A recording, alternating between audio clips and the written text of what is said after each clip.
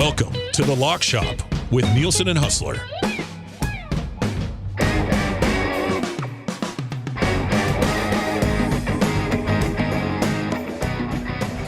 Sorry, Awanik is busy. I have to step in today. Just kidding. Well, actually, he probably is busy. But I am happy to be here today. Sorry, everybody. It is The Lock Shop. It is brought to you by Play Alberta. I'm Dustin Nielsen. I originally started The Lock Shop in my basement 5 years ago, but have since lost my job on The Lock Shop. If you are, come on, fifth host of The Lock Shop? Come on, you guys. Come on. Jamming says, a little red wine for The Lock Shop? No, it's not red wine. It's just a splash of Coke. Boo! You suck! Trev, that's not funny. I can't believe you do me like that, Trev. Unbelievable. No, I'm just joking. That was totally... We're just having a good time today. It's been a great time in the office today. It was EST first. We all just... It was cool. It was cool. In Dusty's office. We, for like the last hour, 5 of us just sat in my office. We talked about movies. 6 of us. There were 6 of us. Talked about movies. I was behind my desk, position of power. Yeah. Godfather was here for about 3.5 hours. He was sitting in one of the chairs. You came in and sat in one of the chairs. Yeah. Hernan and Eric were on the couch, and Reed was on the arm of the couch. Yeah. And we just sat around and BS for like an hour. It was a lot of fun. It was fun. Yeah, that's like the... it's like the first time that's happened. Yeah, that's what that made me feel really good for having an office. I was like, look at us. It was cool. 6 guys in here. We're talking about the Christmas party. That's what to do at the Christmas party. And then we're talking about movies and talking about going to Mexico. And Elizabeth Shue came up. It was a great conversation. We talked about everything. Yeah. How many of you have a job where you can just sort of sit in your office and talk with 5 buddies? That was pretty fun. It was pretty cool, man. I was trying to prep my picks. I didn't tell you guys this, but I was trying to make my picks for our best bets today while that was going on. And it's not an easy week.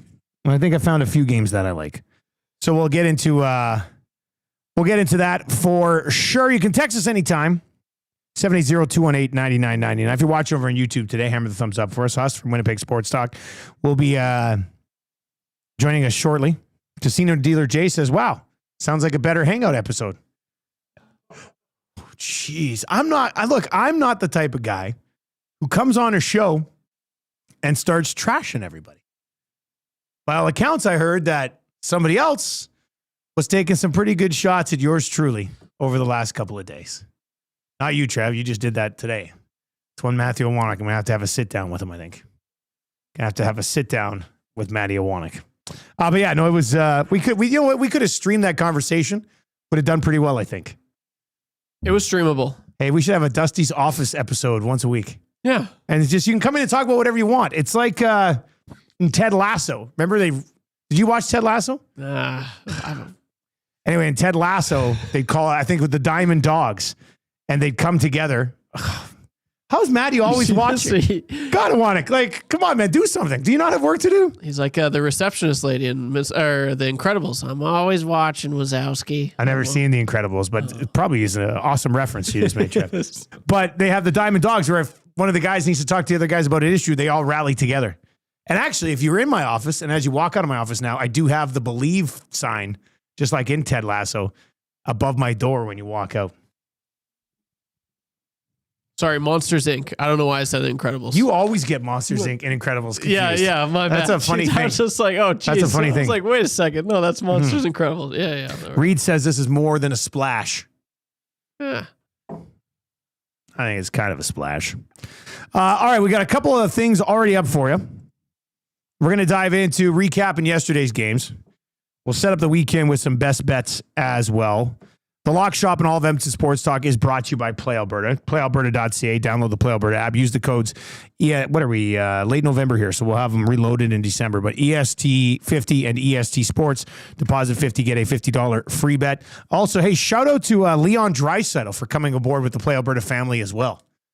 Leon Draisaitl and Dustin Wolf are officially Play Alberta ambassadors as well, which is kind of nice. We'll see if Leon texts me for any picks. Who do you like in the Black Friday football game? Just a second, Leon. I'm not sure you're allowed to do that. Here's what we've got so far, and we kind of put this together. Oh, I see.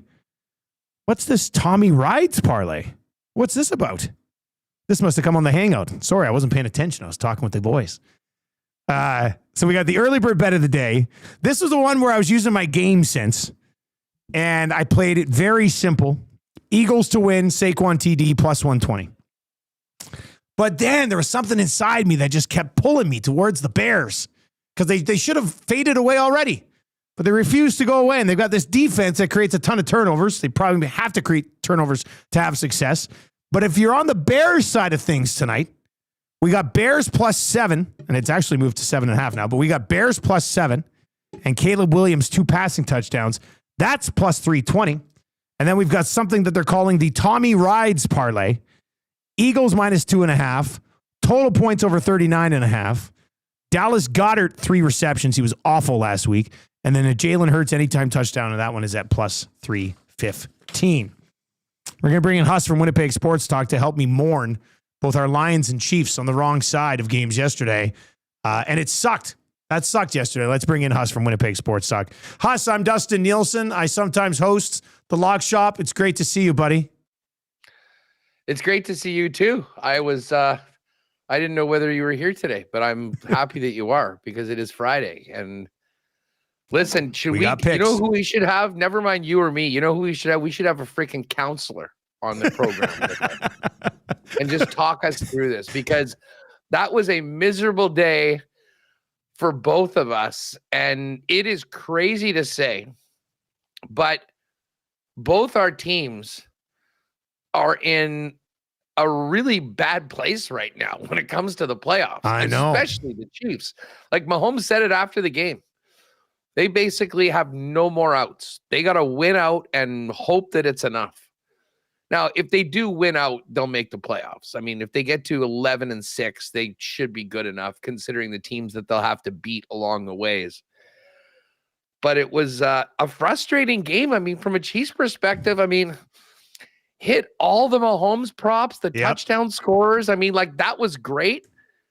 But, oh, my God, Dak was on fire right now. That freaking Cowboys offense is a scary group.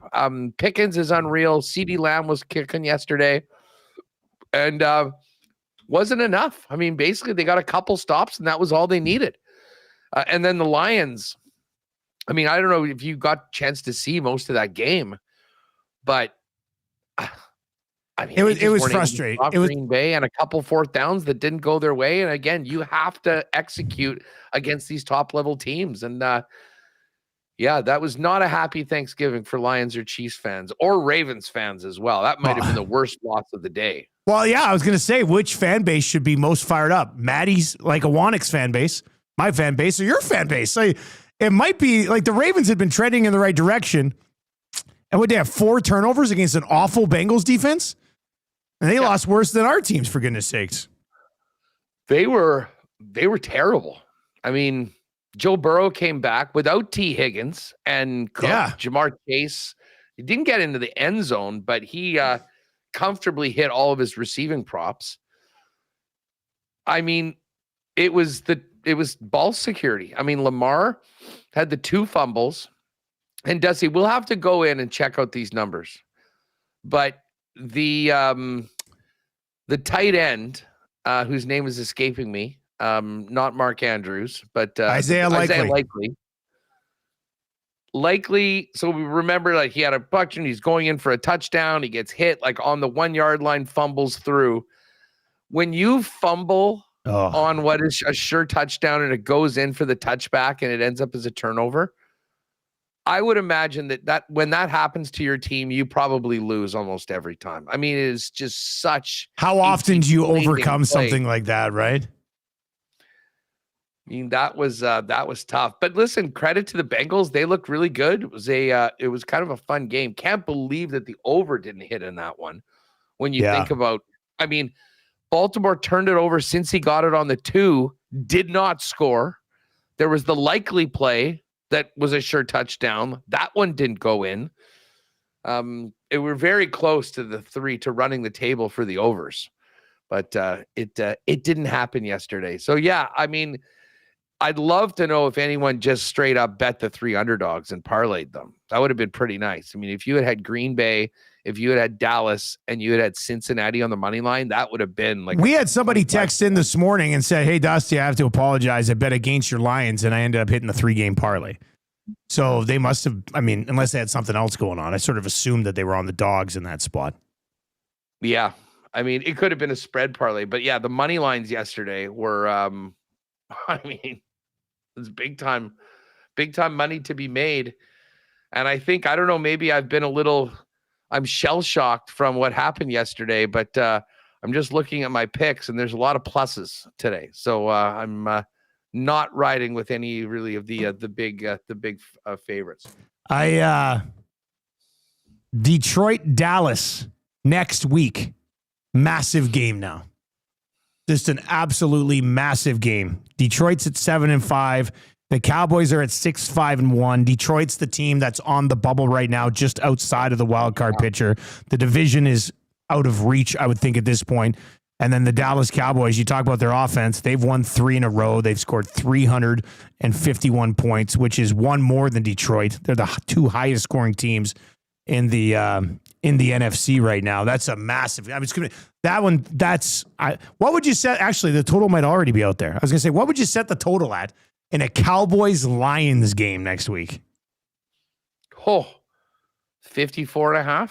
I think it's up already here. Yeah, well, 53.5. It's sitting at 53.5 with the Lions 3.5 point favorite at home in that game. That should be a highly entertaining game. That's the Thursday nighter next week. So, really? Yeah, it's a Thursday nighter. Great Thursday night game. Yeah, that'll be a very fun one next week. Like, here's the NFC story right now. So, Rams are 9-2. They're a 10-point dog on the 10-point favorite. We've got the 2 and 3 teams playing this afternoon, Philly and Chicago. So somebody's going to be 9-3, somebody's going to be 8-4. And I guess regardless. Oh, actually, if the Bears lose, they'll move into a wild card, and the Packers would slide up, yeah. If they're tied. But again, both of those teams, regardless, are going to be above Detroit. The Niners are in Cleveland. They've got the last wild card at 8-4. The Seahawks have the Vikings. They could get to 9-3. Like, I think we basically have to assume that 3 teams from the NFC West are making it. And then the question is, can Detroit or Dallas catch likely the Chicago Bears? I mean, if we want to just let's give Bears schedule toughens up here. Yeah. Well, for sure. And I mean, they've won a lot of games, but I mean, are we buying them at 8-3? Let's get into just before we kind of talk about our picks for the weekend. Yeah. Where are you at on this game this afternoon at 2? We had Mike Garafolo on this morning from the NFL Network. He was looking sharp. He's obviously getting some stuff done for this game today. By the way, Huss, I don't know if Wanick brought it up with you yesterday. Have you heard about this temperature debate around the office? No. We had the temperature set at 20.5, and all the boys were like, it's so cold, it's so cold. So I moved it up to 21.5. What's the temperature like in Casa de Huss? What do you usually keep it at? I have no idea. No clue. It could be. That's the most Huss answer of all time. Yeah, I don't think I've ever. Have you never changed the temperature in your place? No, I don't think so. It's always good. Like, over the course of the years, I mean, I guess I've turned it up. Like, when it's super cold out or something? Yeah, maybe. I mean, the thing is, in the summer, or like at any point where it's nice, I'll, have the doors open to the deck quite often, and, get a lot of fresh air in there. But yeah, it's a great question. Now I'm thinking about it. It could be, I mean, I would imagine it's probably in and around 21. I mean, yeah. That's what it's a normal thing. But you have like some guys are like it's too hot, and other guys are like no, just everybody. chilly. Most guys are like, oh, it's so cold. It's so like Trev and Eric in the morning. If you go back and watch the morning show, they were both wearing full winter jackets, toques, and gloves for pretty much the entire show. Which I was in a t-shirt. Like it's not that cold. It was set to 20 and a half, so I moved it up to 21 and a half, and then Eric's like, well, it's kind of warm in here, so I can't win right now. So yeah, but it's comfortable. Apparently, if 20 and a half was too cold and 21 and a half was too hot, lock it in at 21 and leave it. Rip 21. The knob off. Yeah. Anyway, so we had Garofalo on because we were talking with him about that as well. And then he said he sort of gets the sense that it could be Philly. I don't know if he said convincingly, but he seemed to be pretty confidently on the Eagles, which I kind of get, but we've mentioned it a number of times. Like the Eagles, there's been something off with the Eagles this year.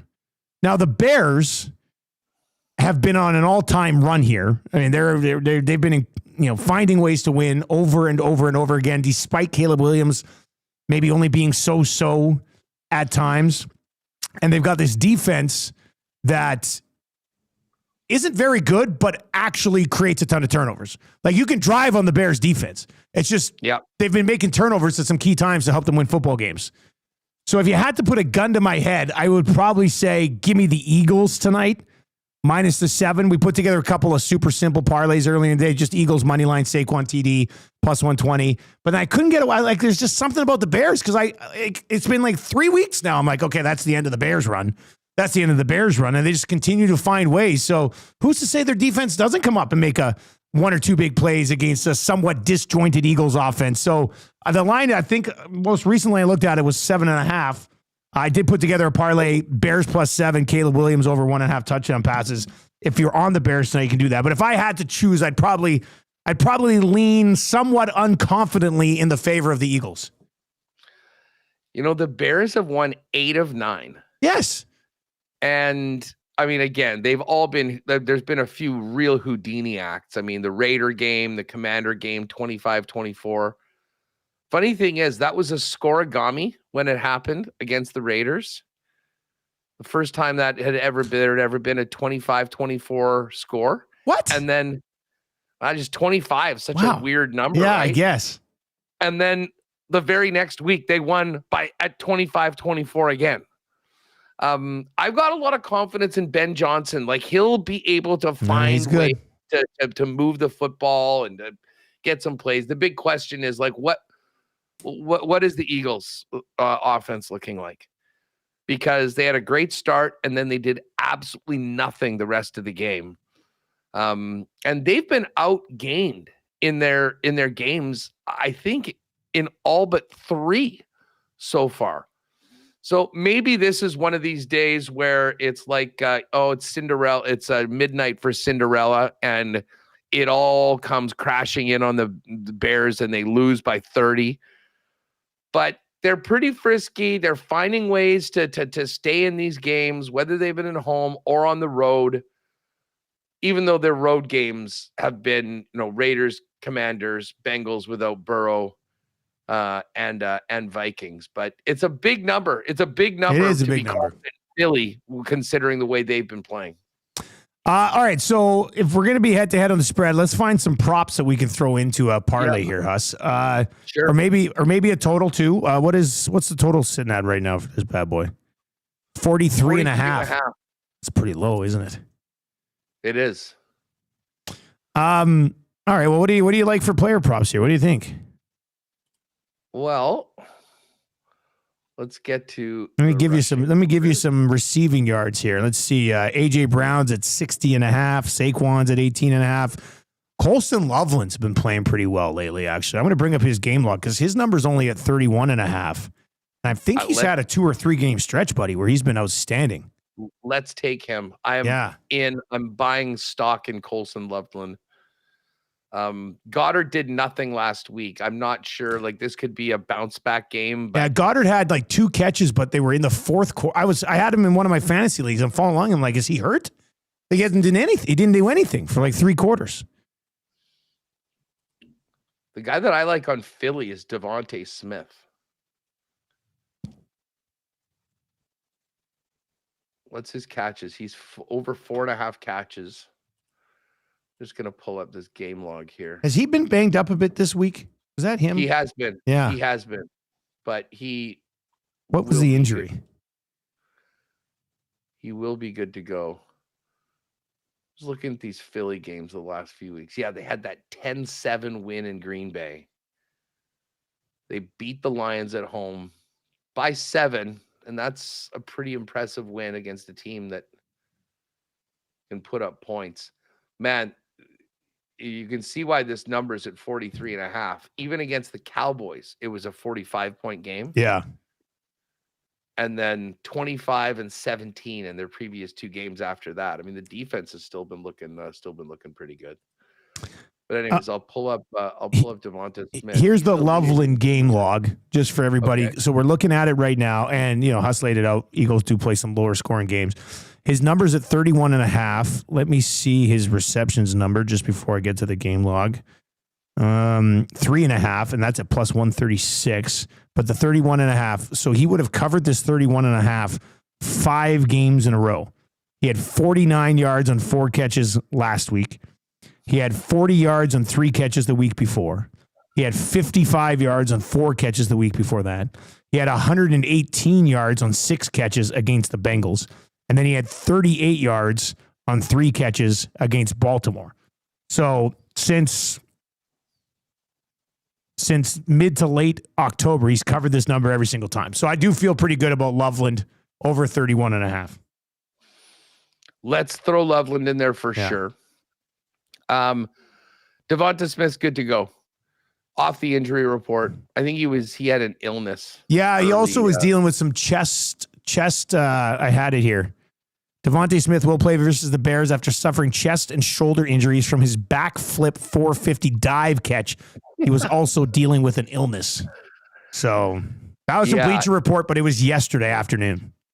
His game log has gone like this: 6 catches against Dallas for 89 on 11 targets.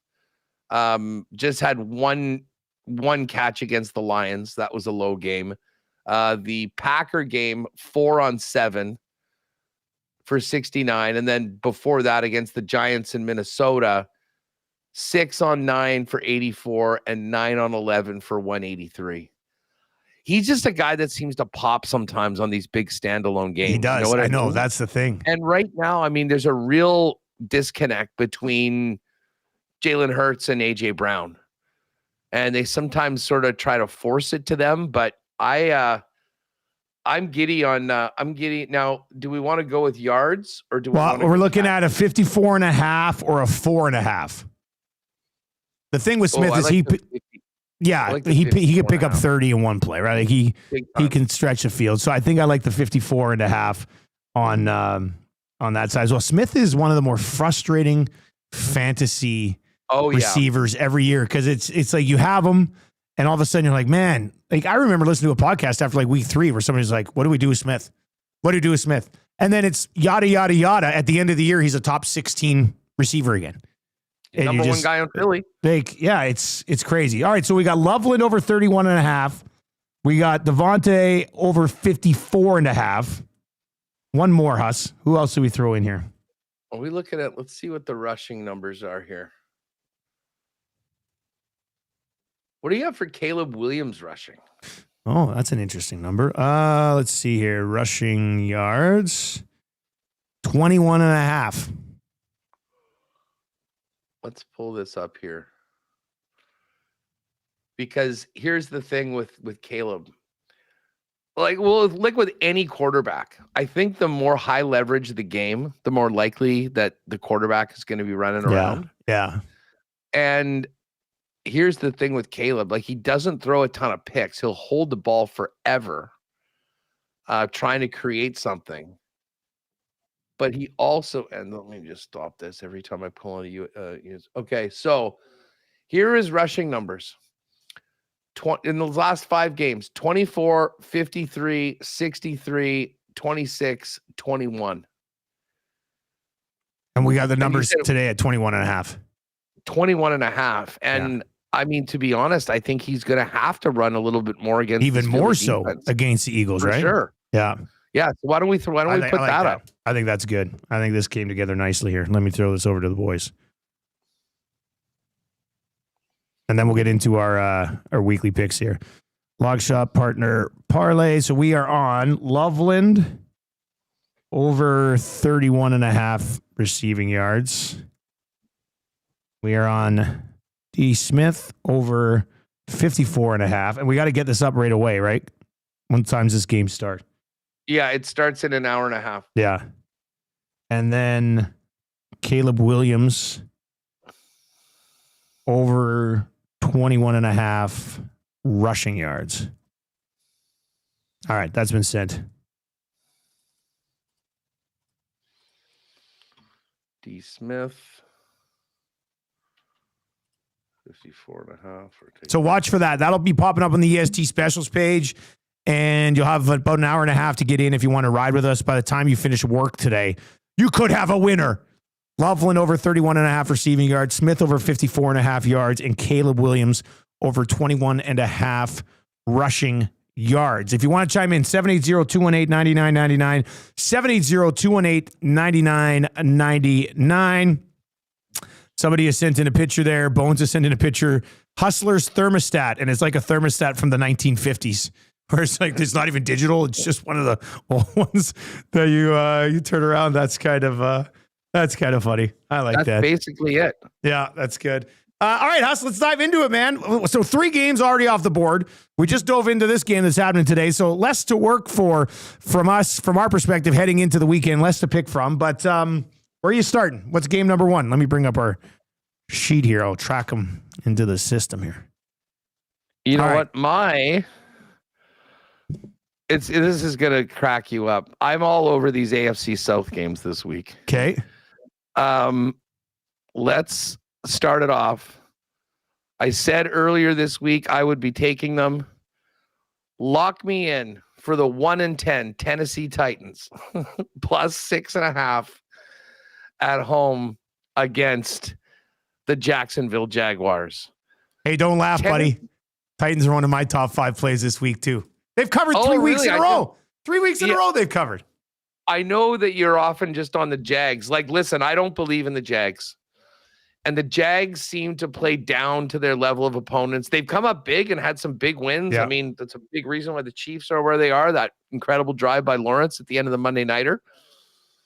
But they were incredibly fortunate to beat Arizona last week. This is a game that has, I'll put it this way. You probably don't want to watch it. No. The people that are buying the $6 tickets on StubHub to go to Nissan Stadium to do it, I hope they enjoy their afternoon. Like, this might not be a classic, but I will say, if you think about what they did in the second half last week against Seattle, this is a team that's not quitting. They're trying to make the most of every opportunity with Cam Ward, and Cam Ward's seeing a little bit more success. And on the Jags side of things, they're just one of these Jekyll and Hyde teams that they'll look good for a quarter, they'll look good for a half, and then all of a sudden they're in another dogfight at the end of the game. So I love Tennessee in this game. I mean, Jacksonville should win. I mean, a Tennessee win would be incredible for a couple of reasons.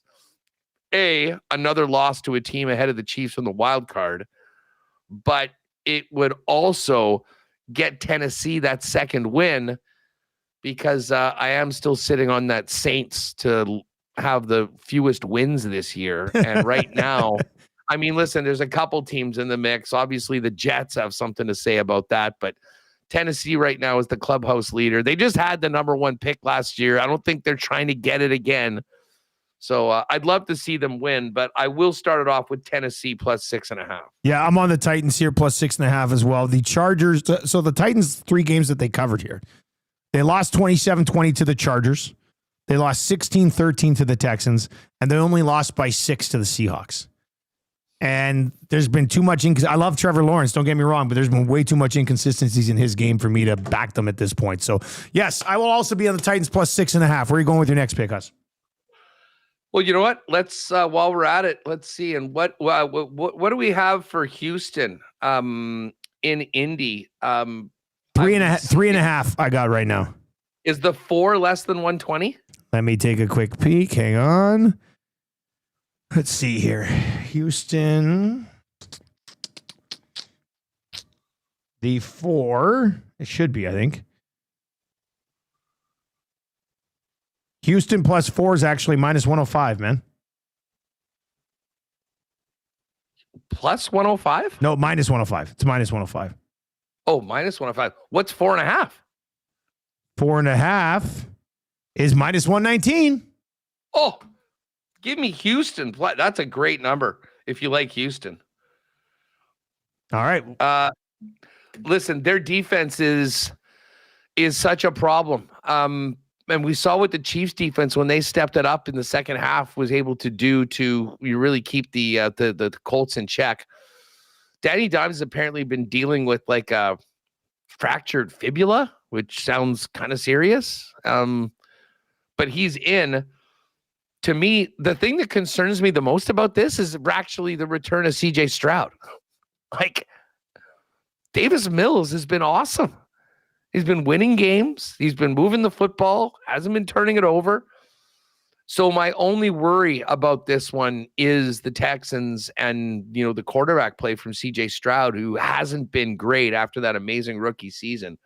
But I think this defense right now is giving them so much confidence to hang around to play. Like, I think this will be a really close game.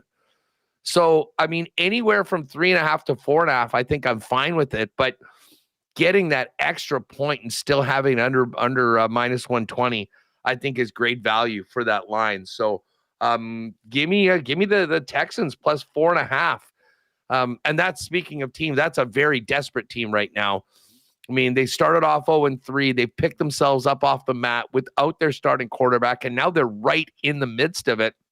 I mean, if they can get a win in this game and Jacksonville loses one along the way, they'll actually have the tiebreaker over the Jags because of their head-to-head record. So I think Texans have put themselves in a good spot right now. I'm not sure that they win this game, but I do think that this is going to be a tight one right down to the wire. So I'm definitely taking the points with the underdog. I have the Colts here at minus 3.5. So we're going to go head to head on this one. I got a minus 3.5. The moving it to 4.5 and still getting an under minus 120 is an impressive piece of work from you. The CJ Stroud thing would concern me.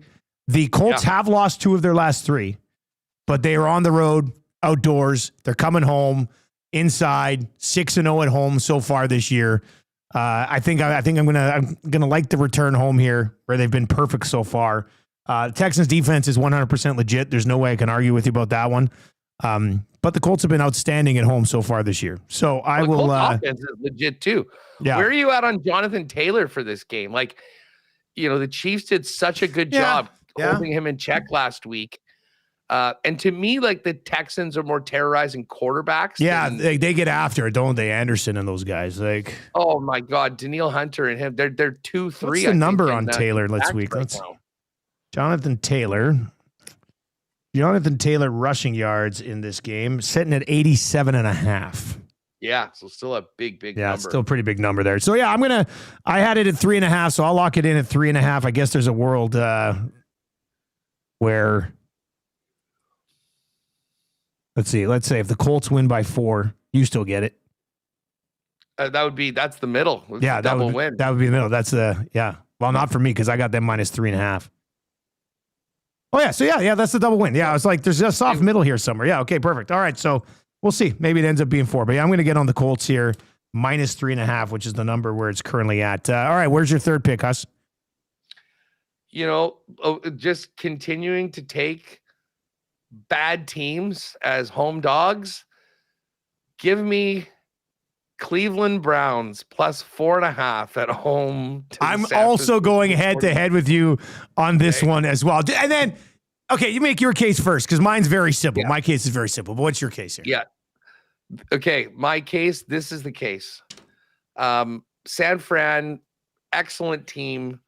Defense is decimated. Like, Bryce Young and the Panthers were not good at all offensively last week, and that was a big reason why they weren't able to do more offensively.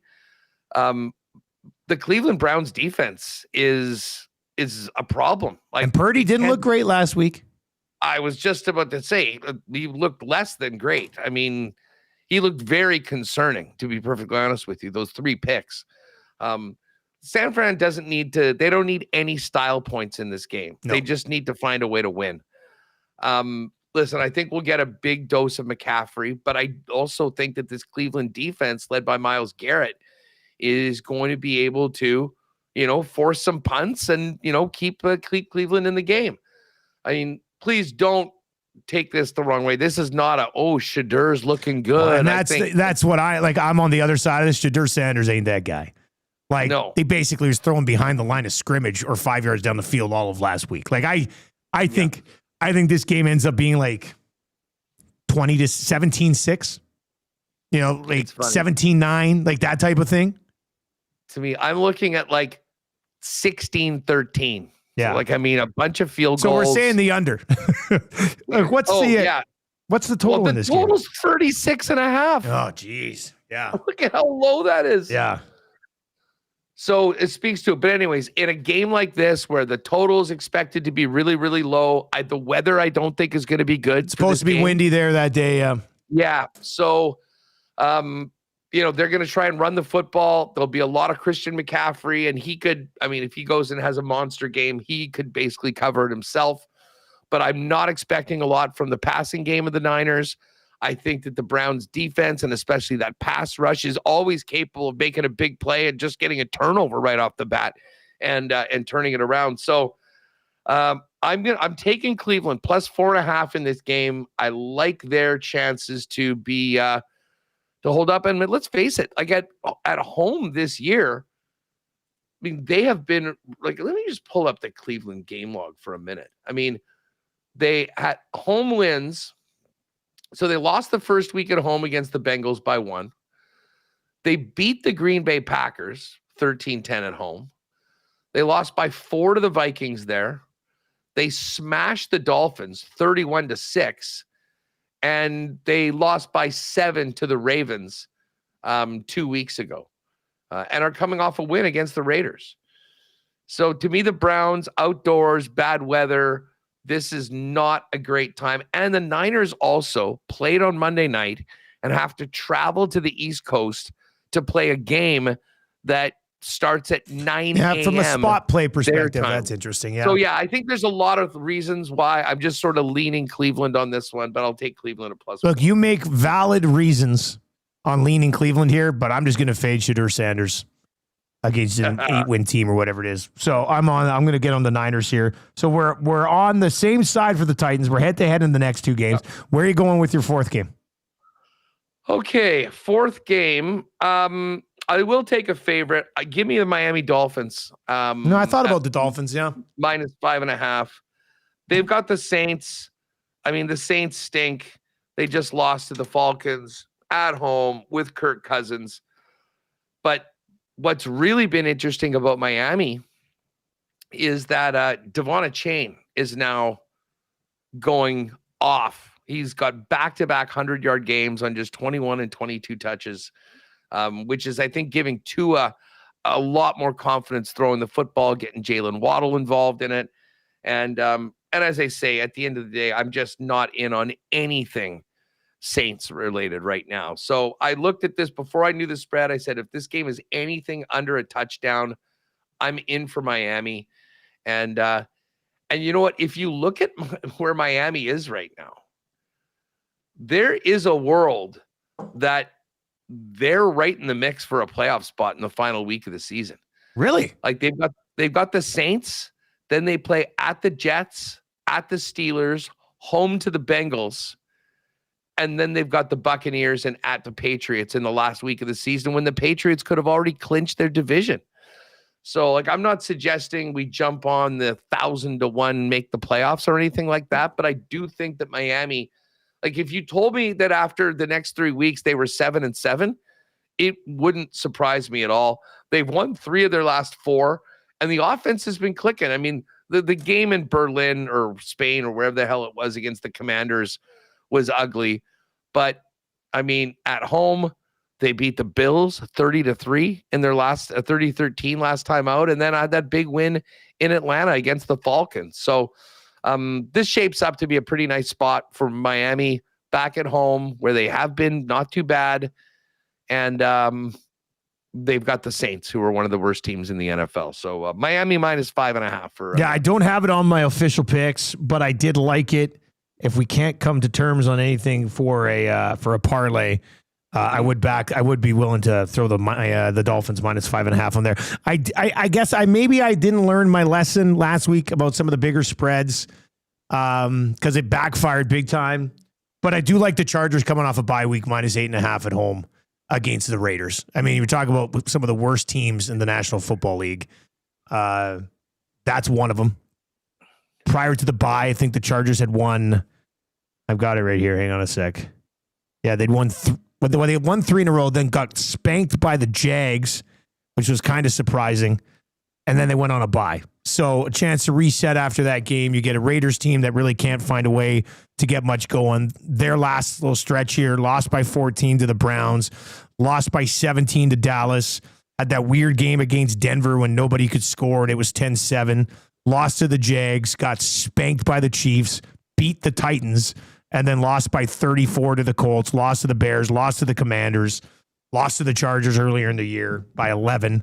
So yeah, it's a big number, but they're coming off a bye. They got something to prove after that game against Jacksonville, which was a tire fire. So I'm going to take the Chargers here at minus 8.5, buddy. I mean, I don't have much to say on this game. I like just these divisional games. It's so hard to lay big numbers in the division. I kind of partly the reason why I've taken those underdogs in those AFC South games. I mean, like, I'm not going to sit here and tell you that there's anything to really be impressed with the Raiders. Yeah. I mean, they just lost by 14 at home to the Browns and Shadur Sanders. And they didn't do anything. No, you're right. So like I put it this way, that would make me nervous on a parlay, but I understand why you're playing, why you're going with LA. If we're looking for a big spread, what are you seeing on this Minnesota Seattle game? When I was looking at it earlier today, it was 12.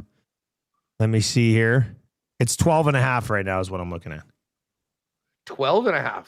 Yeah. Okay. What's 11.5? So I'm looking, I guess there's not a big difference. Let me see. 11.5 is minus 119. Just sneaks in. Yeah, I guess for the sake of this, I'll take them at Seattle minus 11.5. JJ McCarthy probably isn't going to play. Do you know who the starting quarterback for the Minnesota Vikings is? I saw his name last night on Twitter, and I was like, who is this guy? His name is Max Brosmer. And Max Brosmer is an undrafted rookie free agent quarterback that has been the number 3 guy behind Wentz and JJ McCarthy. Wentz is done. JJ's in the concussion protocol. So welcome to the league, Max Brosmer. Oh, I might have to ride with you on this one. Welcome to Seattle. Welcome to Seattle, the 12s, a very tough place to play. Excellent defense led by Mike McDonald. Oh, and if you're nervous about, oh, geez, that seems like a pretty big number. Might I remind you that Mr. Sammy Darts led the Vikings to 14-3 last year, and then they decided they'd move off from him to go to JJ McCarthy. The Sammy Darts revenge game at home against Minnesota, where JJ McCarthy, who as bad as he's been, isn't even available. Sign me up for Seattle. I don't care what the number is, but for the sake of if we can get it to 11.5 inside minus 120, I'm going to come with you on this one. I mean, even if it's 12.5, I don't. Yeah. I mean, we might as well take it at 11.5. 13. 13 seems to be one of those numbers where sometimes you see it, but I mean, call it 12 for the purposes of this. If it's got to be on a parlay, it's going to need to be on a 0.5. But Seattle, Sammy Darts revenge game, Minnesota's quarterback situation. Love this game. I think this is the first time all season where I had another pick. You made such a convincing argument that I'm going to ride with you here on Seattle. We need the dubs. I didn't even think about the revenge aspect of this. Like, he's not going to let up. He's not going to want to let up. And Seattle, I mean, we talked about it before last week. Seattle's an excellent first half cover team, and they did last week, actually. So that's another play that you probably want to hammer right now, too. Like, well, let me see what the number is, Seattle first half in this game. Because they hit it. They hit another one last week. Here we are, halftime. Well, it's halftime, full time. Where we are, first half. Here we are, first half numbers. I'm seeing 7. Yeah, so 7, 6.5's minus 123, 7's minus 109. I mean, I like those plays too. The other one I was looking at, I wasn't overly confident in it, so it was easy to be convinced to just ride with this Darnold revenge game. It was another big spread. I was looking at the Rams. I could move it down to 9.5 and get inside 10 at minus 116. But I am a little bit nervous about that just with Carolina. Like, Carolina's been all over the place this year, and I think the Rams will probably roll them by 14, but not strong enough to put the 9.5 on the card. If that game was like 20-16 in the fourth quarter or something, and again, it's the Rams traveling across the country playing. Is that an early game too? I mean, again, both the Niners and the Rams are playing at a game that would be like 9 a.m. on their time. Like, I always get that schedule is just such a weird thing for those West Coast teams. Like, I can't see the Rams not winning this game, but I mean, winning by double digits is tough. And I mean, they don't care if they're. I was going to say they don't have to be like, oh, we got to cover. If they're going to be up by 10, I mean, they could cruise the rest of the way. So you could have a backdoor operation where the Rams shut it down, and Bryce Young, and they're still Canales still wants them to go for it. So I'm with you. I mean, if we're going to jump on a bigger dog, I think Seattle, or bigger favorite, I should say. I think Seattle at home against Minnesota, a much better spot than the Rams on the road against Carolina. All right, so just to recap the picks this week, it's interesting. We're on a lot of the same games here. Tennessee plus 6.5. We're both on it. Huss is on Houston at plus 4.5. I got Indy at minus 3.5. Cleveland 4.5 for Huss. I've got the Niners minus the points in that game. You went Miami. I do like the Dolphins, but you went Miami minus 8.5. I'm on the Chargers to rout the Raiders. Oh, Miami's 5.5. Sorry, yeah, the 8.5 I had underneath it. The Chargers are 8.5, and then both on Seattle 11.5. Huss, since we only hit on like 6, is there another game that you want to talk about briefly? Like, is there another game that you considered or you thought about? Let's see here. Rams, Niners, Texans. And then we'll build a touchdown parlay before you wrap. I did actually think about speaking of betting bad teams as home dogs, I thought about betting the Jets at plus 2.5 against Atlanta. I mean, Kirk Cousins outside on the road. It's just that Jet defense has lost so much with Sauce Gardner and Quinnen Williams being out. And maybe this is a bit of a resurrection for the Falcons' hopes in that division with Teddy Bridgewater out. Ended up being a stay away. Very tough to know. Do we have any update? I just see that this Buccaneers-Cardinals line has moved about 1.5 over the course. I will search Baker Mayfield right now. Hang on. Yeah. I mean, right now. He practiced today. And then I just see this from Rotoballer. Baker Mayfield trending towards starting against the Cardinals. Wow. Okay. So that's why that number's gone from 2.5 to 4 is what I'm seeing right now. Bit of a stay away. I was hoping to get in on some props on that game. I'm very excited to get Bucky Irving back in my fantasy lineup, and I wanted to see, but I think everything's sort of in a holding pattern right now because so much of it is going to be determined by whether Baker is able to get. Did you see Baker get hurt? He basically just threw it so hard. Yeah. He put himself in a sling. Well, he was already hurt. I was watching. He was hurt earlier in the quarter. So he was playing through it. But then, yeah, he just heaved one up, came down, and was like, that's it. Shoulder's done. And it wasn't his throwing shoulder. It was his other shoulder. But, yeah. Yeah, it was funny because who was the other tweet I saw? Somebody else was like, Baker Mayfield, and then in brackets, known dog, ready to play coming up this weekend. So, Huss, touchdowns. Let's put together a quick little touchdown parlay here. Who do you like? So quickly, one other game. Any thoughts on Bills Steelers? For a while at 3.5, I gave some thought to riding with the Steelers as a at home dog. it just like this would be typical Mike Tomlin. You lose the games that you probably should have won, and then a game, they're not going to win, and then they do it. I thought about it briefly, but game for Buffalo. It's a Bills thing. Like, I don't know what to expect from the Bills. Anyway, I just don't know. So I stayed away from it. All right, touchdowns. I like Achane. You already brought him up. With the way that he's been playing recently, I like him for a touchdown. Who else do we got? Who else are we looking at? I'm seeing plus money on JSN, which surprised me. Oh, geez. Like, I don't know what you have there. I saw a plus 106 this morning on him, but anything with a plus number for JSN, I think is some pretty nice value. Probably got to be on that. On that one. Yeah. Achane, his number's probably pretty. Minus 143. I mean, that's not super chalky. No, and I mean he can pop a big one pretty much every time. All right, let's get one more. We got Achane, we got JSN. Who else we going with? Oh, who else do we go for? Who do we like here? We've got Seattle.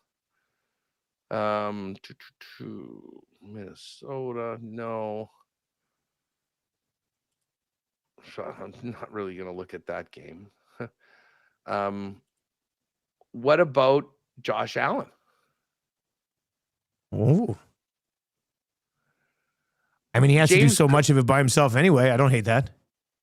I mean, James Cook at even money and Josh Allen around plus 123. This is the game, though. I mean, against this Steelers defense, I could see Allen just hero balling it and going in himself. I mean, he did it 3 times. And what was it, last game or the game before?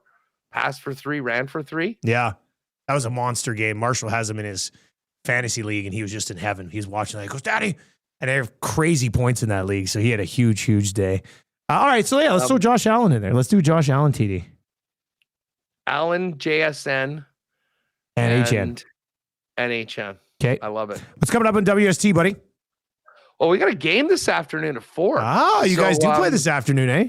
Yeah. So this is a little bit, man, how about the Oilers? Like, I said, like, they would have probably wished that they could play the next night after that Dallas game. And now they had to sit around, practice. Everyone else is playing, and they're still sitting on that loss.